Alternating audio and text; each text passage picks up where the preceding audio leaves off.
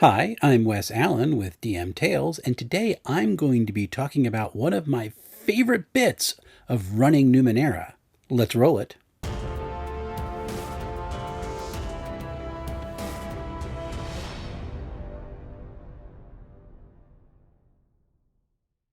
So, one of the more impressive aspects of running Numenera, and therefore any Cypher System game, is how easy it is to create a new monster.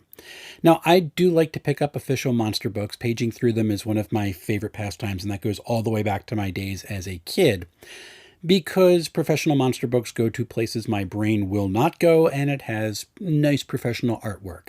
In fact, I just picked up the first Ninth World Bestiary for Numenera. Expect a look at that in the near future, and I am enjoying it so much because it's already added strange twists that I can throw at my party. So that's really cool. But at the same time, I do enjoy making my own creatures for the party to deal with, and Numenera makes that easy. So let's take a look. You're going to start out the same way that anything else in Numenera or the Cypher system starts out, with a level. Typically that's 0 to 10, but in this case it's going to be 1 to 10 because a 0 level creature, well, that's just something you automatically get out of the way. Why would you even bother describing that to your party?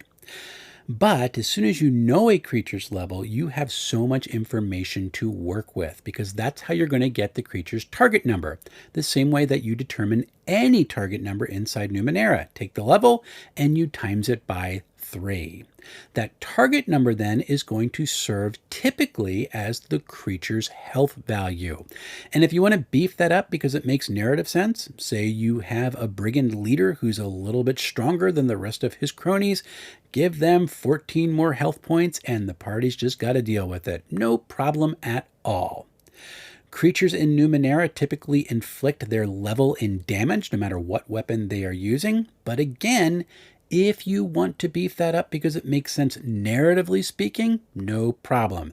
That same brigand leader, he's got a sniper rifle that does 6 points of damage instead of 3. Perfectly fine in Numenera's setup. When you know a creature's level, half the battle is done, and you can actually just say, here's a creature level, we're going to figure out what it does as the gameplay rolls on, and that's perfectly fine. Jot some notes down and you have a creature you can reintroduce later that you invented at the table with folks while you are playing. I don't know any other system that really allows you to do that. But if you want to flesh out the creature before you throw it to the party, you can actually do steps like set its motivation. So this is a creature's reason for being. A predator, for example, may hunger for flesh. And creatures inside Numenera are always going to interact with their environment based on their motivations. So if you hit up against a predator who is really, really hungry and you look like you're an easy meal, it's going to attack because that is its base motivation. Pretty simple. And there's a good list of them that you can use inside Numenera. After that, you want to modify the creature and ask yourself what it does well and what it does poorly. And then you adjust levels for those tasks. So a small nimble creature, it might be harder to hit. So you're going to give it an asset of 1 level anytime a character is trying to strike it with a weapon. Then you might have a big clanking creature that's encased in armor. Well, if it's trying to sneak up on you, it might do those checks 1 level or 2 lower than its base. And this is the way you can differentiate one character from another. If it's a level 3, that's fine, but this character can sneak well, so it's going to sneak as a level 4, but your character can't, so it's going to sneak as a level 3. You roll a 3 or higher and you can see it coming. Real cool way of making each of the different creatures you make unique with a very simple mechanic. And then you're going to determine if the creature has armor. And it's very simple inside Cypher System or Numenera. I can use those two interchangeably at this point. You're just basically going to take the armor rating and you're going to reduce the damage by that armor rating when it gets hit. Not a big deal. The most important step, especially for Numenera, is to make the creature weird. See, Numenera is about 1 billion years in the future from now, so nothing we're used to seeing exists in the Ninth World, except for humans, and their arrival no one can explain. Nobody knows why humans re-evolved inside the Ninth World. It's a little bit of a mystery. I'm wondering if one day we'll actually see it solved. So Out in nature at this point, you have totally new creatures who are filling roles in the ecosystem. So you have a billion years of evolution, and then you have rampant nanotechnology that is still coursing across the earth, that is part of the ecosystem itself at this point. And so weirdness is everywhere. It could be visible biocircuitry in the creature, it could be glowing eyes, it could be odd skin or a covering that they use. Anything to make them seem strange. So you can't just say, oh, that's an analog of this. You want to make their presence semi-unsettling for players in the present because we don't know those things now. After all this, you're going to set it up for combat. You're going to ask yourself what actions it tends to make, what special abilities that will come into play during a combat, like, say, an energy blast or a poison attack that's going to affect characters that it strikes. And then you're going to go through some of its typical behavior when it is confronted. Go back to those predators who are looking for easy prey. If you show a sign of strength, are they going to stick around, or are they going to go look for stuff that's not going to require them to spend as much energy? One of my favorite things to do in this combat section, however, is to set up creatures for pack tactics. You take a group of lower level creatures and group them as one. So you have 5 or 6 small creatures that individually would be pretty easy to deal with. Maybe they're a level 3. But then you take 5 or 6 of them, you raise it up by a step or 2. And so maybe a level 4 or a level 5 character, a 12 or a 15 to hit or to evade. And then when you do that, you're also going to increase the damage they inflict with a single attack because it's going to match their level. It allows you to create big, massive battles without having to do a whole bunch of rolls. Very, very cool. And it's something that I've used a lot with my Numenera group in the last few sessions. Once you get it set up for combat, you're also going to set it up for loot, and you're going to ask yourself, do these creatures do things like leave ciphers behind or shins, which are the currency? Are their skins worth anything? Can you take them back to town and do anything with them? The idea of drops inside of Numenera is one of the things that some old school gamers tend to feel a little bit off about because it feels too video gamey. But it's a pretty cool idea. It gives you a reason to stick around and loot the body and just not find their purse and see how many gold pieces they have. Like, no. Their forearm there has got a device embedded in it. What is that? And you can take that out and suddenly you have a new cipher. It's a really cool idea, and it adds to the flavor of the game a whole lot.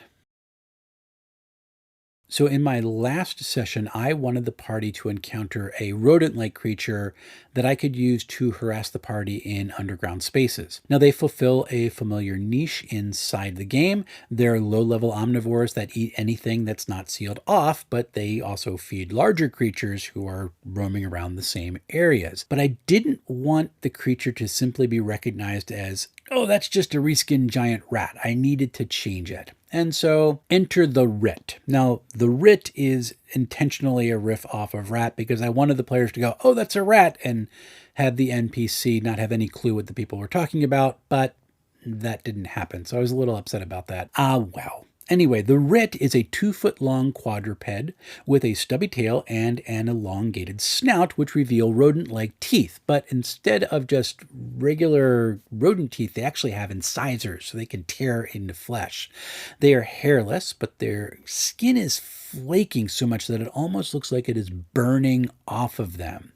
And its spine flexes more like a reptile's than a mammal, so it flexes sideways. The creature looks odd when it runs, more like a crocodile than anything. It also has lines of glowing patterns that are formed by Numenera that crisscross across its body, giving its flesh this slight metallic sheen that is flaking off and looks like it's almost smoking. Its eyes glow this green glow when attacking, and they live in packs, which means they can attack as groups and be a little bit more danger to deal with. When I had all these ideas that I wanted to do, I decided I was going to set the Rit as a level 3. So the target number is 9, which is easy to bring down to a level 2 if you put one level of effort in. It's not that hard to deal with. But I also said that 4 or more could attack together as a single level 4 creature, giving it a 12 to hit or evade and 12 health, just a little bit more difficult to bring down. I did say that the creature has as its base 9 health because it's a level 3 creature. I didn't feel the need to adjust that at all, but I did adjust its damage down to 2 as it doesn't rely on bites or claws to take down potential prey. It uses these things to eat them later. Instead, what the Rit uses to take down prey is the Rad Flare. Its eyes pulse with a green light, and all within far range take 3 damage, which bypasses armor.